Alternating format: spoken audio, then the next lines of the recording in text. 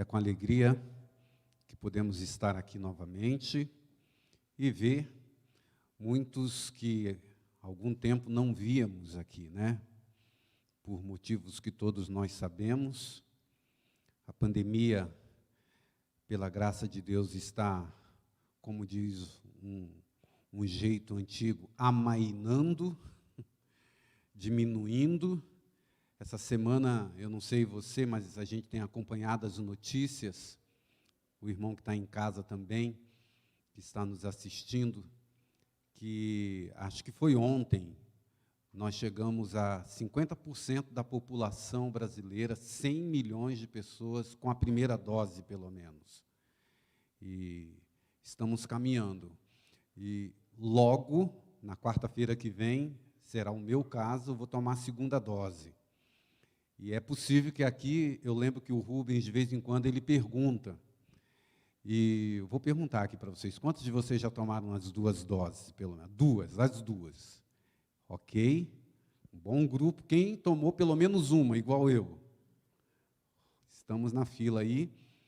E tem um grupo que ainda não tomou. Quem ainda não tomou vacina? É a minoria aqui no nosso grupo, é a minoria.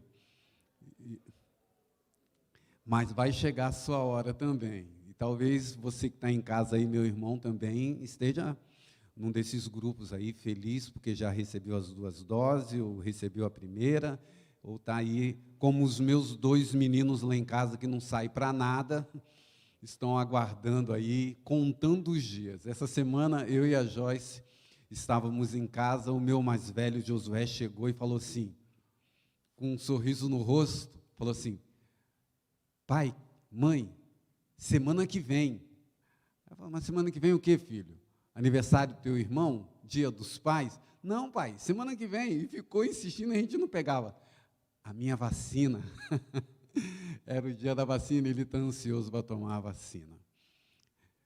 Nós acompanhamos também uma informação importante para a gente lembrar, pelo menos em relação à lei do Estado, se não me falha a memória, se alguém lembrar, minha esposa falou assim, fala genericamente, mas eu queria lembrar a data que vai ter a abertura total do comércio, acho que é dia 17. Dia 17, é isso, obrigado. E nós aqui na igreja, dentro do protocolo, com máscara, distanciamento o possível aqui dentro, nós queremos convidar você que está em casa, talvez você já tenha tomado as duas doses, incentivá-lo a também voltar à igreja, à casa do Senhor. Você que é membro do Caputera, é um pouco distante, dá 20 quilômetros daqui, mas você também que é do Leonor, eu estou vendo aqui hoje o irmão José ali, não sei se tem mais alguém do Jardim Leonor aqui, tem um irmão lá atrás, muito bem. E vem à igreja também, irmãos. Quarta e domingo, a igreja tem estado praticamente vazia. Temos tido muitas conexões. Na quarta-feira passada, tinha 51 pessoas conectadas, e um grupo bom aqui na igreja. Mas nós queremos incentivar que você vá voltando para a igreja também, tá bom? Nesta semana, hoje, vamos entrar aqui no nosso tema, eu vou pedir que o Hermínio, que está lá ajudando a gente, me ajude. Mas, nessa semana, eu tive a alegria, irmãos, fiquei muito feliz mesmo, porque eu estou praticamente há 2 anos, não, esse é o 3º ano, o tempo passa rápido, fazendo lá o doutorado que vocês sabem. E é um exercício acadêmico muito difícil, é muita coisa para ler. Para setembro, agora que é o 3º módulo, eu tenho, sei lá, quase 2.000 páginas de livro para ler. E esse exercício faz parte a gente preparar os capítulos. A cada ano a gente vai preparando um capítulo. Eu já enviei o primeiro, graças a Deus foi aceito, e enviei agora o segundo, essa semana foi confirmado, ai que alívio, tirou 300 quilos das minhas costas. E quando a gente estuda esse tema, isso fica na nossa cabeça. É tanta coisa que a gente lê, se aprofundando. Moisés ali fez o doutorado também, né, Moisés? Está com o seu material também aí para a gente ler. E eu queria compartilhar um pouco das coisas que eu tenho encontrado. E vocês sabem que o tema da família é o tema que eu gosto de falar, e eu acho que ele é relevante mesmo, porque a família é a base de tudo, é a base da igreja, é a base da sociedade. Se a família não estiver bem, Nequinha, o que vai estar? A escola não vai bem, a igreja não vai bem, a sociedade não vai bem. E eu acredito que Deus fala conosco. Enquanto eu estava lendo ali, me veio as coisas que às vezes parecem meio óbvias, né? E eu queria compartilhar um pouco disso com vocês. Não vou compartilhar aqui a minha tese inteira, mas uma parte dela aqui que me chamou a atenção. O casamento do Éden. Coloquei esse título. Existe um material que eu vou incentivar você a buscar na internet. É um material que eu encontrei nessas buscas de conteúdo para colocar no meu trabalho, que é da nossa igreja. Ele está... Pode voltar lá? O Hermínio está colocando ali pequenininho. E depois vocês poderão acessar também pela internet e buscar a página. É uma página americana da Conferência Geral da Família. E nesta página, nós temos ali muito material relacionado à família. Viu, né? Que encontrei umas coisas ali maravilhosas. E está aqui o endereço, se você quiser depois copiar também, mas vai estar na internet, você pode ver depois em casa na transmissão da igreja. É family.adventista.org. E dali eu tirei alguns conceitos que eu quero compartilhar com vocês, sobre alguns modelos de família que a gente encontra na igreja, porque esse material é da igreja e a gente faz parte desse contexto. E eu quero começar colocando isso para vocês, para a gente ir relembrando, porque, de uma forma ou de outra, nós nos encaixamos numa dela. A primeira dela se chama família nuclear. E eu queria que vocês lembrassem disso mais para frente no nosso diálogo. O que é a família nuclear? Simples. É aquela família com pai, mãe e os filhos que nasceram desse pai e dessa mãe. Isso é chamado de família nuclear. Em alguns outros lugares, as pessoas têm chamado isso de família tradicional. Pai, mãe e os filhos dos dois. Mas pelo menos mais umas 3 ou 4 que tem, por exemplo, famílias adotivas. O que são as famílias adotivas? É uma nomenclatura usada, inclusive, na ciência que estuda as famílias, a terapia familiar sistêmica. Às vezes, chamada de misturada também, família misturada. São formadas quando os pais se divorciam e se casam novamente, e um deles ou ambos levam os filhos dessa relação anterior. Já viram isso? Divorciou, ficou com os filhos, casou com alguém divorciado que também tinha os filhos, e juntou tudo isso. E, às vezes, em algumas configurações, acontece assim: a pessoa divorciou, levou os filhos, casou com alguém que também trouxe os filhos do divórcio, os dois divorciados, e tem um filho, os dois agora, novo. Deu para entender? E isso acontece e existe. Famílias adotivas. Algumas se tornam também famílias adotivas quando uma pessoa solteira se casa com alguém que é viúva,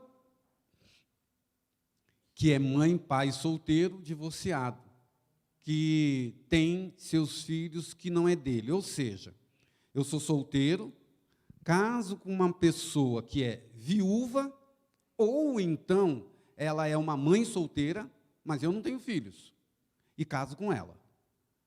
E aí formo uma família. Isso é chamado de família adotiva, porque os filhos dela eu assumo como padrasto, né? É um modelo que tem aparecido também na nossa sociedade. Às vezes, também tem o que nós chamamos de família solteira. só eu e o gato, como estava aparecendo ali no livro, né? A pessoa mora sozinha. Eles podem ser divorciados, que não casaram novamente, podem ser viúvos ou pessoas que nunca se casaram. Mas a família é uma entidade separada, continua sendo uma família. A pessoa divorciou ou não casou. Minha mãe, por exemplo, minha mãe falecida já. A minha mãe ficou viúva e veio morar comigo. E quando ela morou comigo aqui em Osasco, ela dizia uma coisa muito interessante, porque a minha mãe ficou viúva com 58 anos. E minha mãe era muito vaidosa, e ela se arrumava, ela ficava nos trinques, como diz, né? E chamava atenção. E aí os viúvos da igreja, os solteiros da igreja da idade dela, o pessoal arrumava namorado para minha mãe. Ela ficava brava. E um dia ela falou para mim uma frase que eu nunca vou esquecer. Ela falou assim: eu não quero relacionamento nenhum. E ela soltou uma que eu achei tão interessante, que ela falou assim: eu sou mulher de um homem só. Meu homem está lá no túmulo. O pensamento dela. E morreu viúva. E aí tem esse modelo de família também. Pessoas que decidiram. E interessante, irmãos, é bom a gente relembrar. Isso aqui não estou falando nenhuma novidade. Mas, às vezes, a gente tem um pouco de preconceito com gente solteira, não temos? Às vezes, a gente tem conversado com a Nequinha, que é a diretora do Ministério da Família aqui da Igreja Central, e a gente sempre tem que fazer o exercício de, quando o Ministério da Família se relaciona com a igreja, a gente não ficar só pensando no casal casado. Porque tem gente viúva, tem gente solteira. E a gente tem que ter atenção para essas famílias também. Sempre tem que ter esse olhar. Alguns solteiros podem morar com outros solteiros em uma mesma casa. E aqui a gente não está falando de relacionamento homoafetivo, mas estamos falando de amigos que alugam uma casa e, por circunstâncias ou porque os familiares estão longe, eles são amigos, alugam uma casa e moram junto, e são todos solteiros. Eu, quando me formei, eu morei junto com 2 pastores solteiros. Eu era solteiro quando me formei em teologia. E fiquei 7 anos solteiro. Então, morava eu, o pastor Arão José, não sei se vocês já ouviram e conhecem o pastor Arão José, e morava o pastor Luiz Charles. A associação alugou um apartamento para nós 3 éramos solteiros, professores de Bíblia na rede adventista, e a gente morou junto, pelo menos 1 ano ali. E naquele instante, eu era uma família, e quando eu ia para a igreja, eu representava a minha família. Um outro modelo é família de pais solteiros. Isso pode ocorrer quando um dos pais é divorciado ou viúvo e não se casou novamente. Ou é um pai ou uma mãe que nunca se casou. Alguns podem estar nesse modelo de família que a gente encontra na igreja também, esse que está na tela aí, agora que você está vendo. Famílias do ninho vazio. É quando os filhos vão embora, porque casaram, ou porque vão para a faculdade, por algum motivo, o casal fica igual quando começou. Começa, eu costumo lembrar assim, irmão, dentro do padrão divino, bíblico, o casamento, se ninguém adiantou as coisas, né, deveria começar só os 2, o esposo e a esposa, depois vem os filhos. Mas a gente sempre tem que lembrar que do jeito que começa, termina. Começa só os 2, e depois os filhos vão embora, que é o ninho vazio, fica só os 2. E aí vai um alerta, irmãos, que a gente sempre tem que estar atento. Alguns casamentos, ou o pai ou a mãe, às vezes, quando o filho nasce, eles colocam tanta energia na criança, no filho, que quando os filhos vão embora, alguns acabam até se separando. Eu li num material, e isso faz sentido, que o casal ele tem que estar sempre atento que os filhos não é o centro do relacionamento marido e mulher.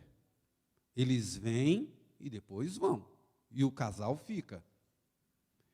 Então, tomem cuidado, tem gente que sacrifica um monte de coisa por causa dos filhos, que sacrifica em relação ao o cônjuge. Talvez uma viagem comemorando a data do aniversário de casamento. Ah, não, mas tem que comprar a bicicleta da menina. Não, primeiro é vocês dois, ela espera, a bicicleta espera. Algumas coisas o casal tem que ser focado mais do que os filhos, tem que ter esse equilíbrio também. Mas é a família do ninho vazio. E a última aqui, acho que é a última, a família reconectadas, quando os filhos adultos voltam para morar com o pai e a mãe. Já viram isso? E a gente está com esse modelo hoje também. O cidadão tem 38, 40 anos e ainda mora com o pai e com a mãe. E a gente que é pai, a gente vive um dilema, né? Porque a gente gostaria que os nossos filhos ficassem conosco. Eu sinto isso, e não tenho vergonha de falar. Talvez você fale assim, eu não quero, mas lá no fundo você fala, se meu filho ficasse para sempre comigo ia ser tão bom, mas não dá. Então a gente vive um dilema assim, ao mesmo tempo que a gente quer que eles fiquem conosco, coladinho, a gente também fala assim, não, tem que ir embora, pelo amor de Deus. Não dá, né? Vai arrumar um serviço, vai casar, me dá neto. Tem hora que a gente começa a pressão. Os dois extremos é complicado, porque ter também um filho que não tem autonomia para poder assumir uma família, para poder casar, para poder, que para nós pais é um sucesso. Meu filho conseguiu a maturidade de ter a sua própria família, amém por isso. Ou mesmo solteiro, né? Mas que ele vá viver a vida dele. Mas agora a gente está vivendo um outro movimento, até por questões financeiras. Às vezes, o salário que sustenta aquela família é a aposentadoria do pai. Já viram esse modelo aí? O filho volta, e às vezes volta acompanhado, porque traz a família inteira, por questões de financeira mesmo, não tem como viver, e os pais, já idosos, acabam assumindo isso. Então, tudo isso nós encontramos. Uma família reconectada é um outro modelo também. E a última aqui é a família de Deus. Como assim? É possível que eu esteja falando com alguém que está assistindo em casa, pela internet ou aqui no templo, que a família dele são os membros da igreja. Tem um texto da Bíblia que fala assim, em todo tempo ama um amigo, Provérbios 17, 17. E na angústia nasce um irmão. Não tem? E tem um outro texto em Provérbios, que eu não vou lembrar o endereço dele agora, mas que diz que há amigos mais chegados que um irmão. E a gente sabe que o laço de sangue necessariamente não é o mais forte em algumas situações. A gente tem irmãos de sangue que são muito amigos nossos, mas a gente tem amigo que é mais chegado que um irmão. E na igreja nós temos a família da igreja. Você sabe que dentro da igreja adventista pode existir pessoas que é o único adventista na família. O pai não aceita, a mãe não aceita, persegue. E aonde que ele acha aconchego? Comigo e com você, aqui na igreja. E a gente deveria até ter, né, Nequinha, um levantamento assim para a gente descobrir quem são esses solteiros, porque, irmãos, eu não sei se você passou por essa experiência, eu não passei, mas algumas pessoas me contam, falam assim, pastor, o sábado lá em casa é terrível, porque eu quero, eu já ouvi de meninos que são adventistas sozinhos, que ele fala assim, eu saio da igreja, vou para casa e me tranco no quarto e fico lá o dia inteiro no sábado, porque na sala a televisão está ligada, vai no quintal, vocês entenderam esse contexto? E eu fico sonhando, irmão, com um momento em que eu e você saibamos quem são essas pessoas, em primeiro lugar, e depois do culto fala assim, vão lá para casa almoçar comigo, fica comigo esse sábado, o dia inteiro, para você ter paz, para a gente conversar sobre as coisas de Deus, a gente adotar essas pessoas também.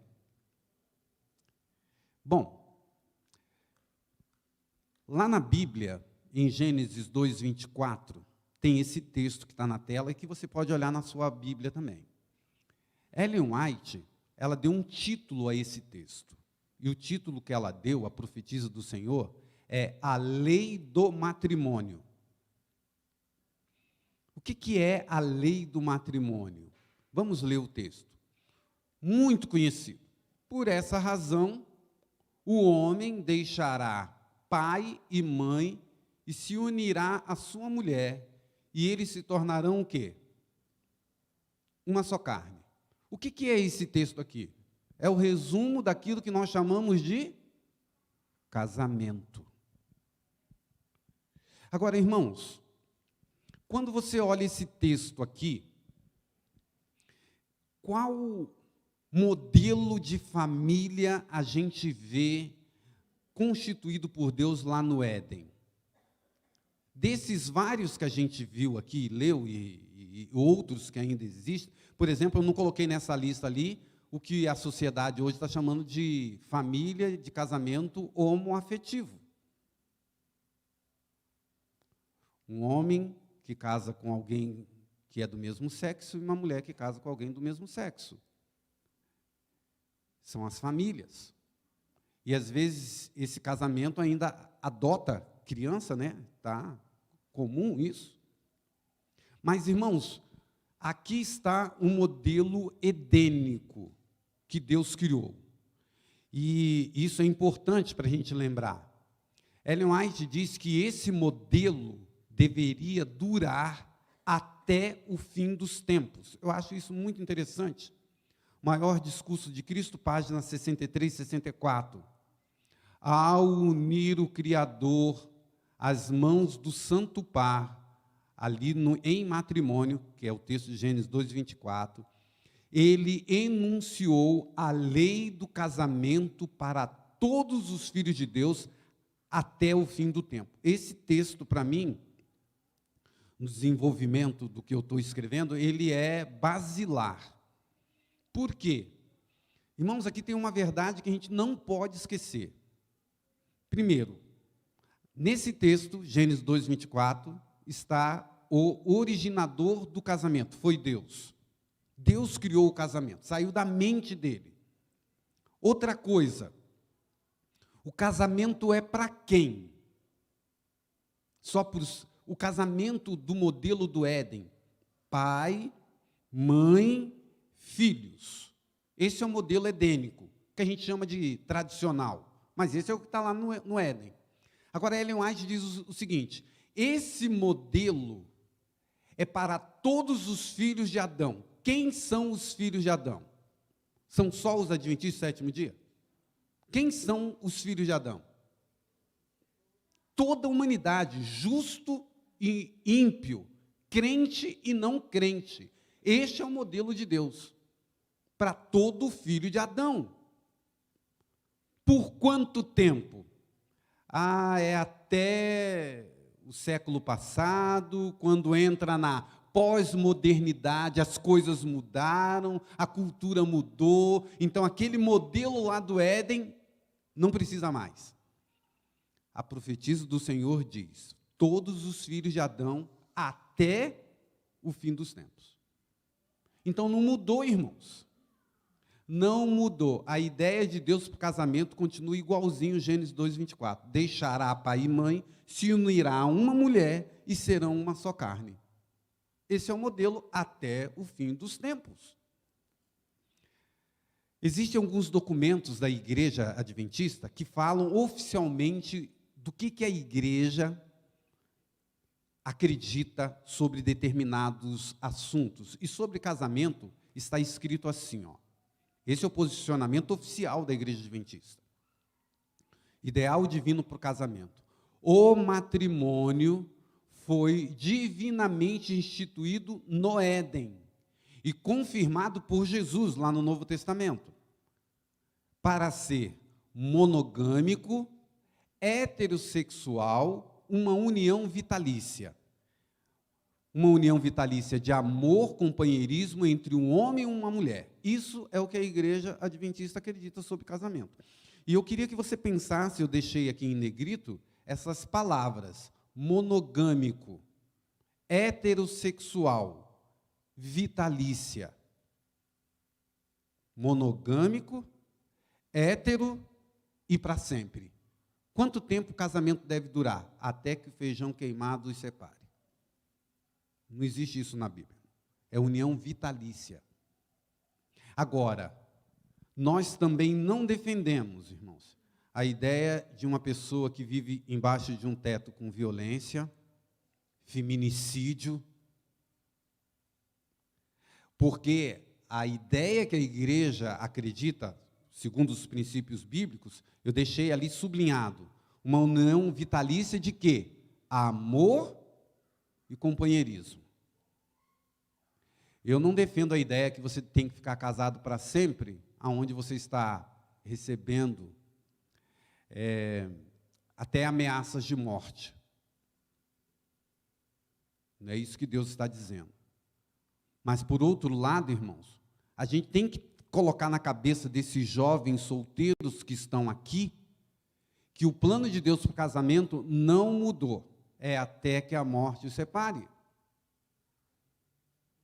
E outra coisa que é muito importante para o tempo que a gente está vivendo: o casamento é monogâmico, o casamento é heterossexual, entre um homem e uma mulher, que é o casamento lá do Éden. Ellen White diz, isso aqui é interessante, irmão, quando você vai lá em Mateus 24, é o capítulo que é a resposta de Jesus para a pergunta dos discípulos sobre o dia que ele voltaria. E a gente encontra em Mateus 24 um monte de sinal, guerra, fome e tal, e diz assim: tal qual foi nos dias de Noé, será na vinda do Filho do Homem, que casava e dava-se em casamento. E o casamento acabou se tornando um sinal do tempo do fim. Mensagem aos jovens: a maioria dos casamentos do nosso tempo e a maneira em que se realizam tornam-nos um dos sinais dos tempos, dos últimos dias. Eu sempre fico pensando nisso. Quando a gente fala de fome, guerra, peste, pandemia, a gente fala: não, Jesus está voltando. Mas a gente não para, às vezes, para pensar assim: os casamentos acabando, Jesus está voltando. Sinal do tempo do fim. Os modelos de famílias que a gente está vendo hoje, sinal do tempo do fim. Jesus está voltando. Você quer ver esse texto aqui? Olha, leiam comigo. Mensagem aos jovens 458. Esse texto é interessante. Diz assim: separações, divórcios e grande confusão na igreja, mesmo entre o professo povo de Deus. Satanás exulta e Deus é desonrado. Mesmo entre o povo de Deus. Sabe, irmãos, eu, sinceramente, tenho o plano, a meta, o ideal de ficar casado com aquela mulher ali, com quem estou há 23 anos, até que a morte o separe. Este é o meu ideal, o meu alvo. Mas eu tenho me preocupado, porque no contexto do dia a dia da igreja, a gente, sabe aquela expressão, a gente vai empurrando com a barriga algumas coisas? E eu estou muito mais preocupado com quem ainda não entrou no matrimônio, porque eles precisam ouvir isso, que a igreja não mudou. Porque parece que no dia a dia da nossa igreja, as pessoas começam, os jovens, eles aprendem, a gente aprende pelo exemplo. E o meu medo é que os jovens solteiros comecem a pensar que na igreja adventista pode separar. Pode ter 2, 3 esposas, pode casar, recasar e outras vezes, porque isso está se tornando comum entre nós também. E aqui está, separações, divórcio e grande confusão. Deus é desonrado. A gente precisa levantar essa bandeira novamente. Satanás, ele está irado, a gente sabe lá em Apocalipse, que ele diz que pouco tempo lhe resta. E existem diversos motivos. Eu coloquei aqui o seguinte, irmão: existem diversos motivos para Satanás atacar o casamento. E as ferramentas que ele usa traz confusão na igreja, como a gente acabou de ler, sofrimento.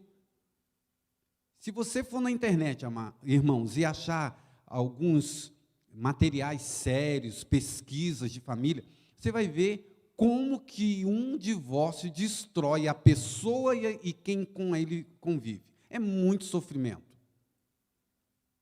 E diz assim, irmãos, confusão, o sofrimento a todos os envolvidos, instabilidade na sociedade, instabilidade na igreja.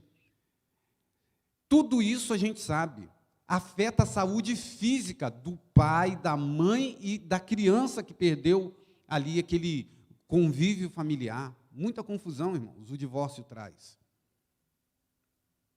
Mas nessa manhã, a novidade que eu gostaria de trazer para vocês é o seguinte: pensando nesse contexto de tempo do fim, que a gente está perto de Jesus voltar, o relacionamento íntimo, o casamento,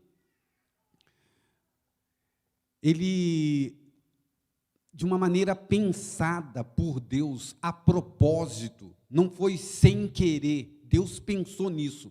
Quando Deus criou o casamento lá no Éden, ele tinha a intenção de trazer felicidade para quem entrasse no matrimônio, abençoar a família, a terra que estava vazia através das famílias. Mas uma coisa que me chama a atenção, o casamento também era uma maneira pedagógica, metafórica, de Deus mostrar para o ser humano como ele queria ter um relacionamento íntimo com os filhos de Deus, com a sua igreja. E em Patriarcas e Profetas, Ellen White diz assim: maior que o amor de uma mãe por seu filho é o amor de Cristo por seus redimidos. Porque eu já falei isso em outra ocasião. Às vezes a gente acha que o maior grau de intimidade que existe entre dois seres humanos é a maternidade, porque o filho foi gerado de dentro da mãe. Mas o maior grau de intimidade que pode haver entre dois seres humanos se chama casamento. Casamento. Serão uma só carne. É o casamento. E quando Satanás ataca o casamento, ele não está pensando só na nossa tristeza, os problemas, o litígio, a briga, tudo que tem a ver com essa separação. Mas o diabo também sabe que esta instituição vivida dentro do amor é a metáfora para aquilo que Deus quer com a sua igreja. Então, se ele acaba com o casamento, vira essa confusão, a gente também vai ficar confuso em relação ao amor de Deus para com a igreja dele. E aí vem essa questão aqui, a relação entre marido e mulher no casamento tornou-se uma metáfora favorita para a natureza do amor entre Deus e a humanidade. Esse autor aqui que vocês veem traz essa ideia que eu achei interessante. Uma metáfora, uma parábola. E tem um texto de Ellen White que eu achei também assim, basilar, interessantíssimo. Porque Ellen White diz assim, olha, o casamento e o sábado são instituições gêmeas. Vou ler o texto. Então tiveram origem o casamento e o sábado, instituições gêmeas para a glória de Deus e para o benefício da humanidade. Ellen White coloca o casamento com o mesmo peso que o sábado tem. E eu queria que vocês pensassem assim, tanto o sábado quanto o casamento tem sido duramente atacado por Satanás. E eu quero terminar, então, levando vocês a pensarem no seguinte: qual é, eu vou pedir ao Hermínio, pode abrir para mim, por favor. Irmãos, eu queria que vocês pensassem o seguinte comigo: qual é a nossa postura de defesa com relação ao sábado? Nós somos adventistas do sétimo dia, não é isso?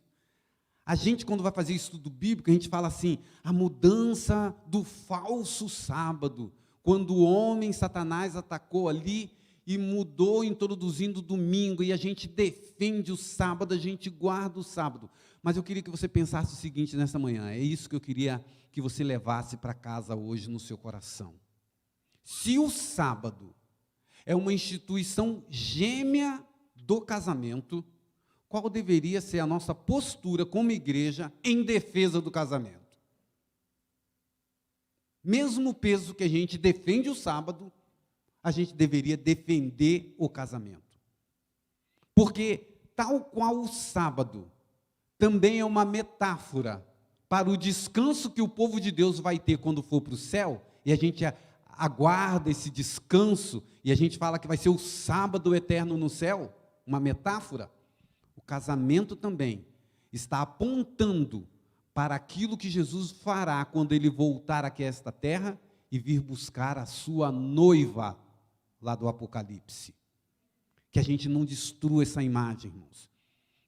Você que tem filhos solteiros como eu, que a gente plante uma sementinha no coração deles, através do nosso modelo como pais, mas também através da nossa fala. O casamento edênico, homem, mulher, monogâmico, heterossexual, até que a morte o separe, vitalício, ainda está em voga. E a gente precisa defender isso, irmãos. Que o Senhor nos dê essa capacidade, essa coragem, no meio dessa confusão de relacionamentos, sociedade vendendo coisas que não são bíblicas, a gente defenda o matrimônio tal qual está na palavra de Deus. Que o Senhor te abençoe, te dê capacidade, e a mim também. E se tem alguém aqui, irmãos, que está com dificuldade no seu relacionamento, que você busque ajuda. Procure o pastor, procure um terapeuta, procure estudar, procure ler, ore, porque o plano de Deus não mudou. Esta é a minha oração para você que está aqui no templo, para você que está assistindo em casa, que a gente levante a bandeira e defendamos o casamento como está na Bíblia. Amém. Nós vamos cantar um cântico agora para encerrar, e depois desse cântico a gente volta para orar. O hino que eu escolhi é um hino que fala do amor de Jesus para conosco. E cante, medite, e depois eu volto aqui para orar com vocês.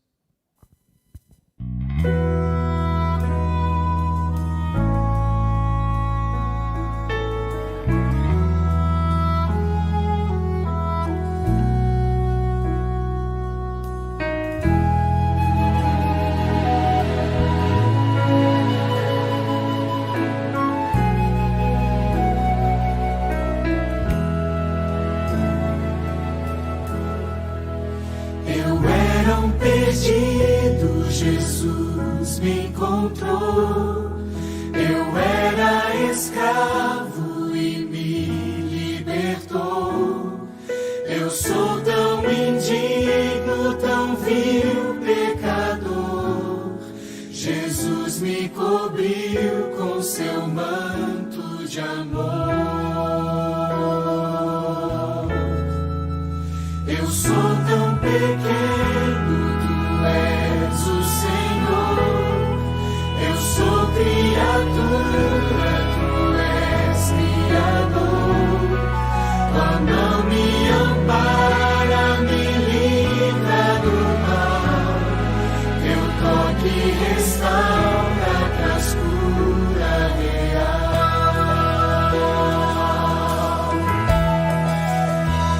Aleluia.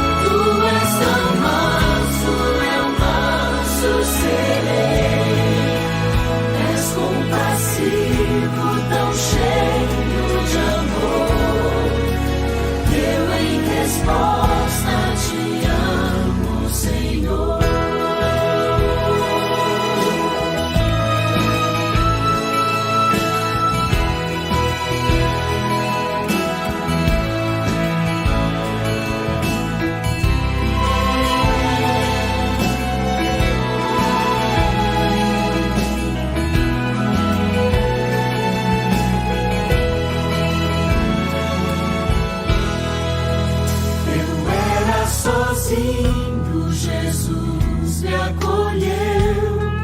Eu não era nada, Jesus me escolheu.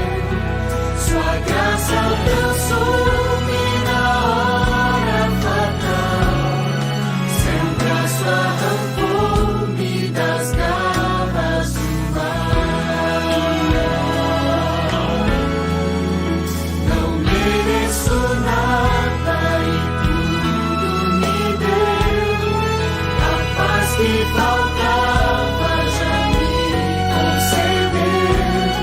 Se apenas confiar nesse dom sem igual, terei vida eterna com Ele afinal.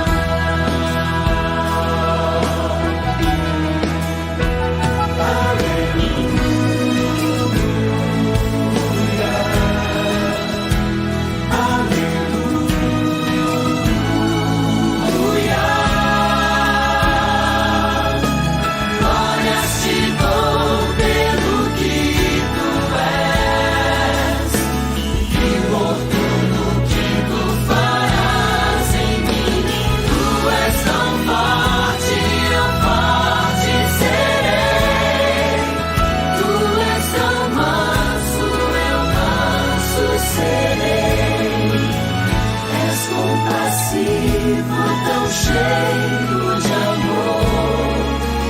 Eu em resposta te amo, Senhor.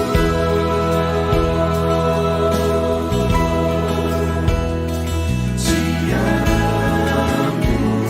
Senhor. Te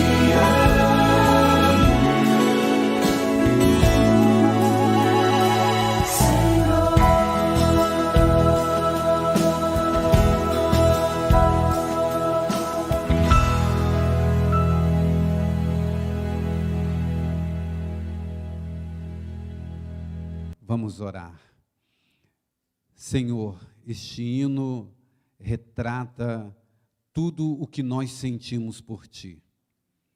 Nós te agradecemos, Pai, pela Tua paciência, pelo Teu grande amor, pela Tua misericórdia, pela Tua graça que nos alcança, apesar dos nossos erros, dos nossos pecados, o Senhor ainda nos ama. E nós, ao estudar a Tua palavra nesta manhã, relembramos a brevidade da Tua volta e os sinais que estão ocorrendo ao nosso redor, e um deles, infelizmente, Satanás tem atacado duramente a instituição do matrimônio. Ó Pai, que cada um de nós abramos os nossos olhos e enxerguemos que todas essas modalidades e possibilidades que a sociedade tem vendido de casamento, que diferem do casamento edênico, não é plano divino. Que a gente consiga, com a ajuda de Deus, manter o nosso matrimônio, aqueles que são casados, os que são solteiros, que tenham essa visão bíblica do que Deus quer para a vida deles no casamento. Ajuda a Tua igreja, Pai. Perdoa os nossos pecados. Oramos em nome de Jesus. Amém.